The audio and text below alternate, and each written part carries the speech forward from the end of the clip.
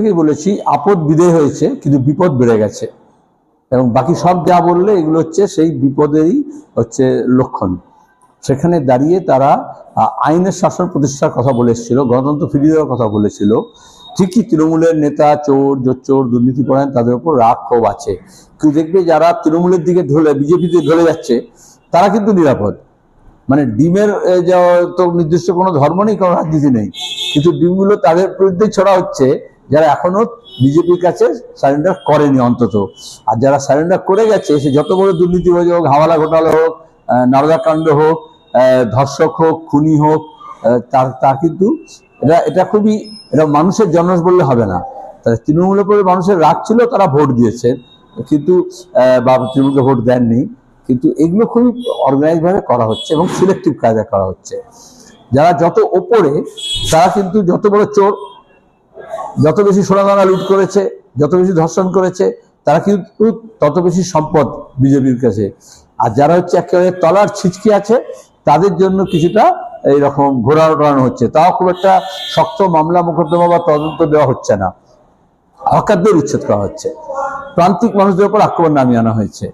সরকারি কর্মচারীদের ক্ষেত্রেও যে সমস্ত প্রতিশ্রুতি দিয়েছিল, যেমন তোমাদের ত্রিপুরা তার সাক্ষী আছে, এই সপ্তম পে কমিশন দিয়ে দেবে, কিন্তু তার বদলে এখন বলেছে স্মার্ট মিটার তাদেরকে আগে লাগাতে হবে, তারা কোনো রাজনৈতিক কোনো পোস্ট করতে পারবে না, সরকারের কোনো বিরোধিতা করতে পারবে না, সাংবাদিকদের ক্ষেত্রে হচ্ছে অ্যাসেম্বলিতে সব জায়গায় ঘোরাফেরা করতে পারবে না। একটা গোটা দেশে যেরকম একটা অঘোষিত জরুরি অবস্থা আছে, সেটা বিজেপি কখনো গণতন্ত্রের প্রসার চায় না। তারা গণতন্ত্রের একটা লিমিটেড এডিশন চায়, সংকুচিত, সে কাজই করছে। আমরা এই জন্যই প্রথম দিন থেকে রাস্তায় আছি, লড়াইয়ের ময়দানে আছি। তৃণমূল যখন নিজের পদ নিয়ে নিজেরা ঝগড়াঝাড়ি করছে, তখন আমরা মানুষ যাতে সম্মান নিয়ে তার রুটি রুজি জায়গায় বেঁচে থাকতে পারে, এবং বেকার ছেলেমেয়েদের কাজের সংস্থান যাতে হয়, এবং আমাদের শান্তি যাতে ফিরে আসে, মহিলাদের উপর আক্রমণ যাতে না হয়, নির্যাতন যাতে না হয়, এবং গণতান্ত্রিক একটা পরিসর যাতে উন্মুক্ত থাকে, তার জন্য আমাদের লড়াই জারি থাকবে। তো ওখানে যারা পশ্চিমবঙ্গের রাজনীতি খবর রাখে তারা তো বুঝতে পারছে। কিন্তু এটা ভালো লাগলো যে আপনার প্রশ্নের মধ্যে বিক্ষুব্ধ শব্দটা উচ্চারণ করলেন না। তো বাংলার মিডিয়াতে রাখে এবং ন্যাশনাল মিডিয়া বিদ্রোহী করে দিচ্ছে। সে বিদ্রোহী কিসে হয়? সরকারের দালালি দেওয়াকে বিদ্রোহ বলে?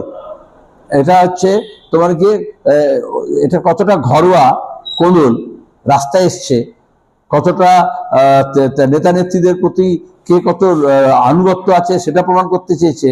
কারা তৃণমূল ত্যাগী, অধুনা বিজেপি, তার প্রতি অনুগত শুভেন্দু, তার দিকে যেতে চেয়েছে, এটা সময় বলবে। কিন্তু এটা পরিষ্কার, এই যে এনসিপি পার্টিটাই তো একটা ফ্রড। এই যে অভিষেকের ক্ষেত্রে আমাদের অভিযোগ ছিল যে সেল কোম্পানি, নানা রকমের কোম্পানি সেল কোম্পানি তৈরি করে, স্লিপিং পার্টনার থাকে, আর মুনাফা সেগুলোকে সব বুক করা হয়, যত ইলগটেন মানি। তো এরকম সে যেরকম কোম্পানির ক্ষেত্রে হয়, মার্জার হয়, অ্যাকুইজিশন হয়, এরকম আমরা দেখলাম যে পলিটিক্যাল পার্টিও আরএসএস এরকম বেশ কয়েকটা পার্টি বানিয়ে রেখে দিয়েছে। বাংলাদেশে আমরা দেখেছিলাম এরকমই এনসিপিআই তৈরি হয়েছিল, আবার এখানে দেখলাম এরকম এনসিপিআই তৈরি হয়েছে। এগুলো প্ল্যাটফর্ম, এখান থেকে বিজেপির উদ্দেশ্যে গাড়ি ছাড়বে, তার আগে এটা একটা প্ল্যাটফর্ম তৈরি করেছে। তখন আমরা যাই, বিরোধীরা যদি নিজের মধ্যে সমন্বয় করার জন্য বৈঠক ডাকে, তাতেও আমরা যাই, এবং সেটা আলাদা। আর ভোটে হারানো, কে কার পক্ষে দাঁড়াবে, কে কার বিরুদ্ধে যাবে, এটা আরো পরবর্তী পর্যায়ে।